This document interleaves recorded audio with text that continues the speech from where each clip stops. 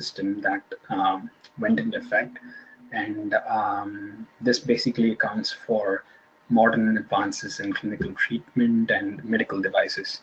So these codes actually offer many forms of classifying options compared to ICD-9. So ICD-10 actually covers about 68,000 medical devices and health conditions, whereas ICD-9 covers about 13,000. And HL7. So HL7 is it provides a framework. It's health level 7, and this provides a framework where the exchange, the sharing and retrieval of electronic health information. This basically follows a certain structure, and these standards are basically how information is defined and communicated from one party to another. So it sets what language to use, what the data structure of the file should be, what the data types should be. So this basically helps the integration between different systems. The last term is AXE X12. So ASC is Accredited Standards Committee.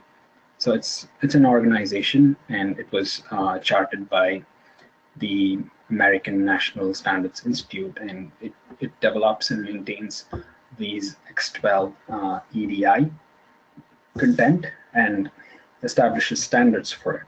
So these EDI files are basically XML schemas, and the organization or committee, they actually determine how these standards should be and how the file structure should be.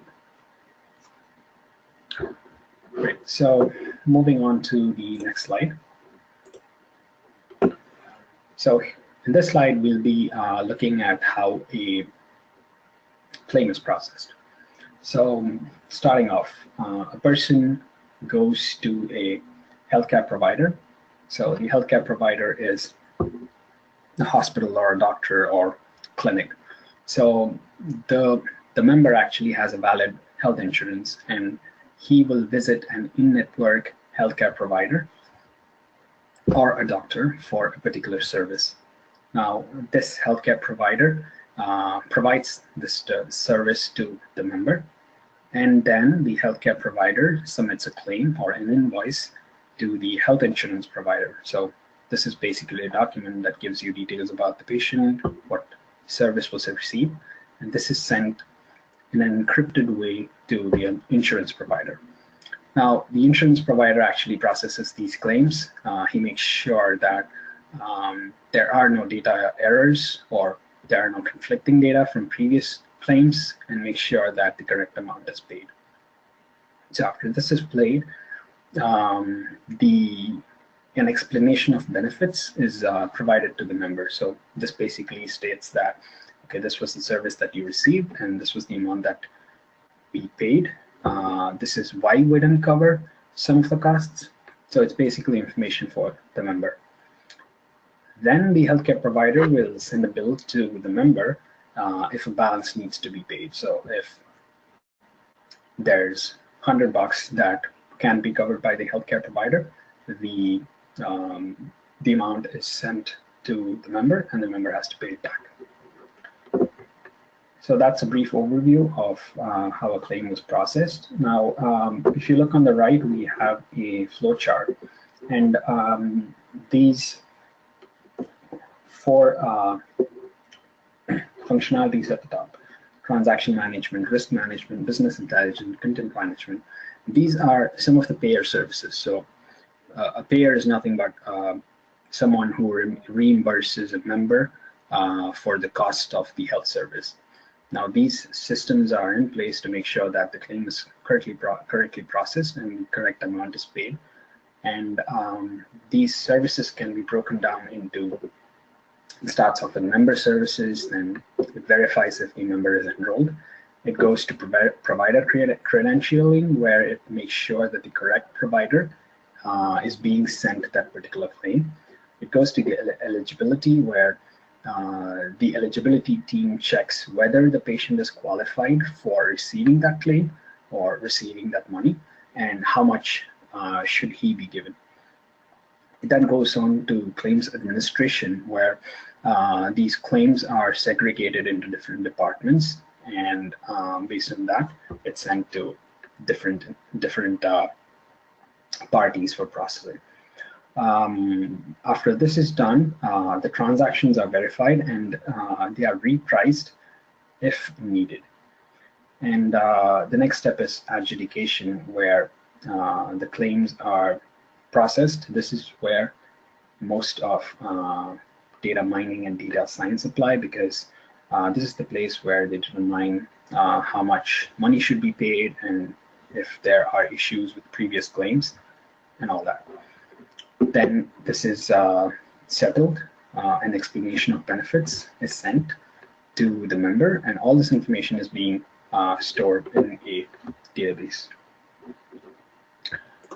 Moving on, we'll briefly be talking about healthcare plans. And healthcare plans are basically of two types. So commercial and government. To start off with commercial, commercials are majorly classified into 5 categories. The first commercial plan is a preferred provider organization, or PPO. So a PPO provides more flexibility when you're picking a doctor or a hospital. They feature a network of providers, but there are fewer restrictions on seeing non-network providers. And additionally, your PPO insurance will pay if you see a non-network provider, although it may be at a lower rate. So it just basically means that the PPO would allow you to see members that are not in their network, compared to a plan that we'll be discussing in a few minutes.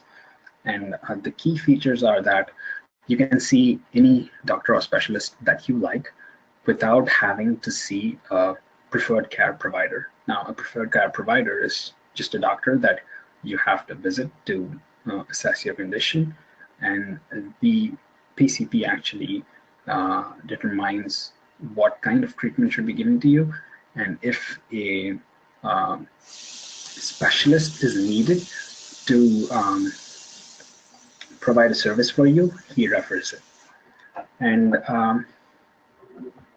so you can see a doctor or go to a hospital outside the network and you may be covered. However, your benefits will be better if you stay in the network.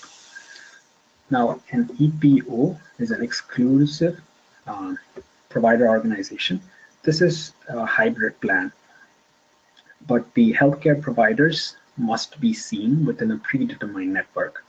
And it just tells you that this is the network we are using, and you should be getting services from this network, not outside of it.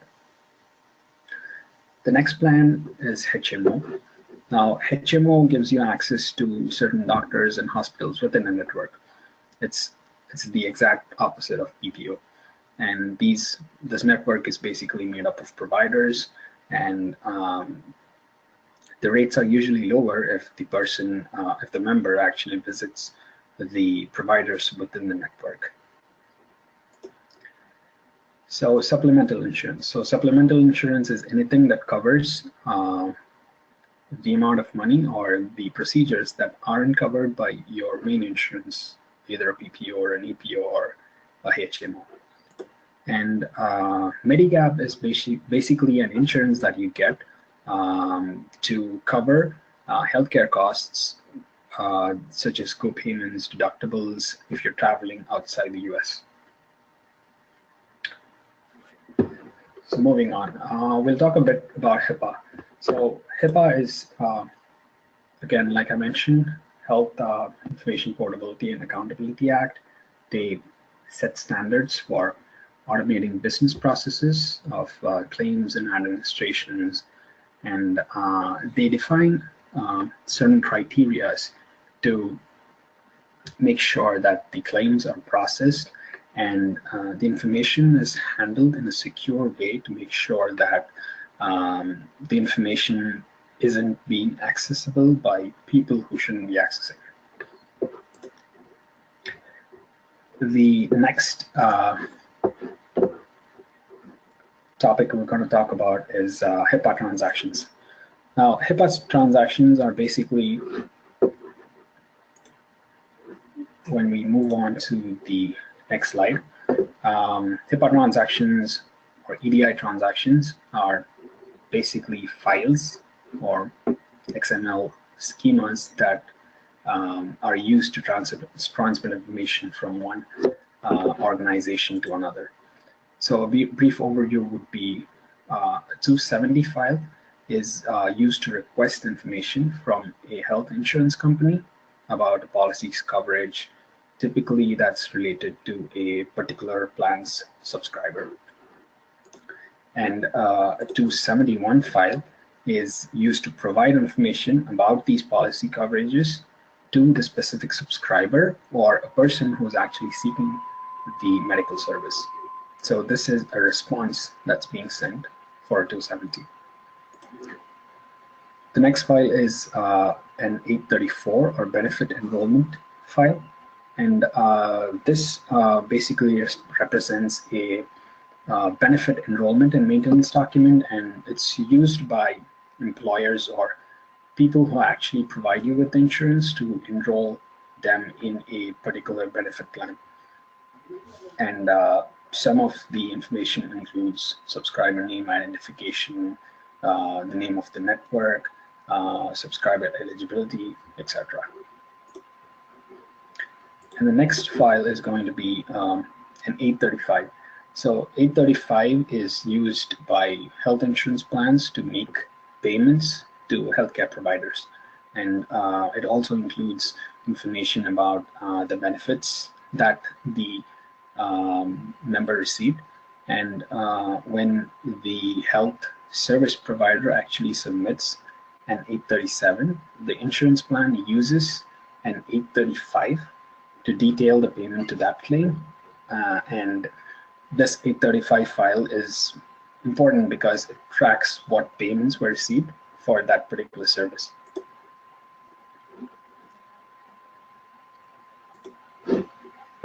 The next file is going to be an 837. So an 837 is just a format that should meet HIPAA requirements, and it's a standard healthcare claim file.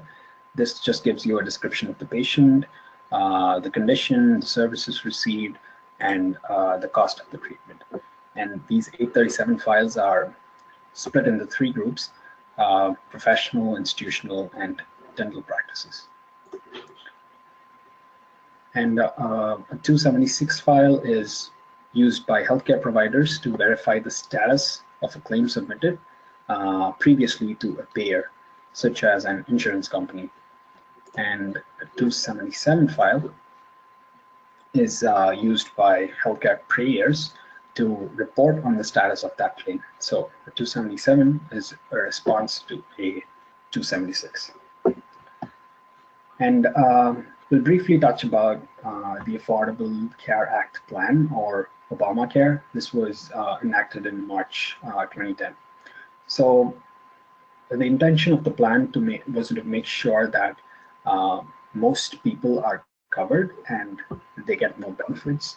They have to pay less money for the benefits that they're seeking. And the initiative actually funded the movement, and it provided a cheaper means of coverage to a lot of people, and this basically increased employment and built on infrastructure for these providers.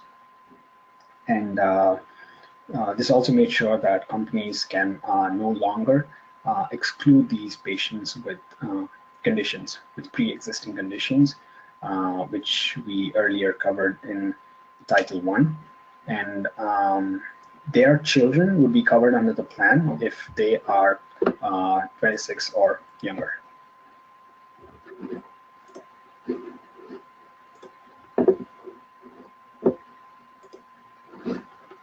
We'll briefly touch about eligibility and benefits. So patient eligibility is a section of healthcare claims processing where the patient's eligibility and benefits are verified to every appointment. So if a member actually seeks a provider, he goes with the insurance information that he has, and this insurance plan is actually analyzed to make sure that the patient is eligible to receive those benefits. And the eligibility and benefit actually gives you the membership verification, how long the plan duration is, how long will the patient be covered, the different services that the patient can receive within this plan, the co-payment, the deductibles, the co-insurance, all that information. So this actually gives information to members and providers, because providers are the ones giving you the service. And the information basically includes identifiers like the patient information, demographics, first name, last name, the condition, is there a group ID for it, what the name of the plan is, who the healthcare provider is, the dates during which the actual plan is valid, the co-payment for that particular service, the deductibles, the out-of-pocket maximum, like we talked earlier. Has that person actually reached that amount? Co-insurance, like we discussed earlier. Are there any limitations for this particular healthcare plan?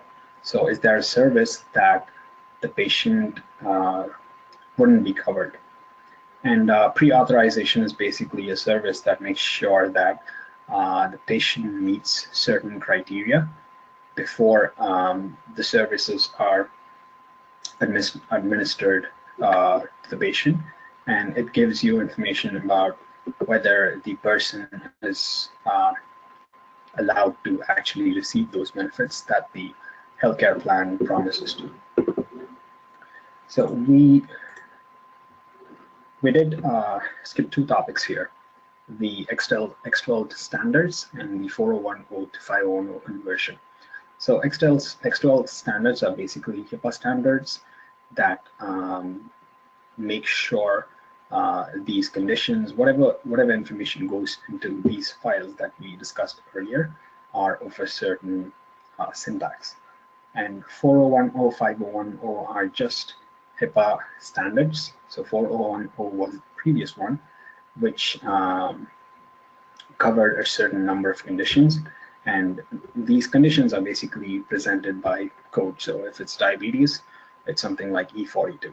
So the claim file doesn't actually contain information that says the patient has diabetes. It just says the patient information, like first name, last name, and the code for that particular condition. And 501(o) is basically a code that was implemented as an update for 401(o), and the conversion process was put in place. So people who were using the older 401(o) version, for example, E42, will be converted into E429 to make sure that it corresponds with the 501(o) standards. So that is basically a brief overview of the healthcare system in America, and it's basically information that would get you started about the health insurance domain, how claims are processed, and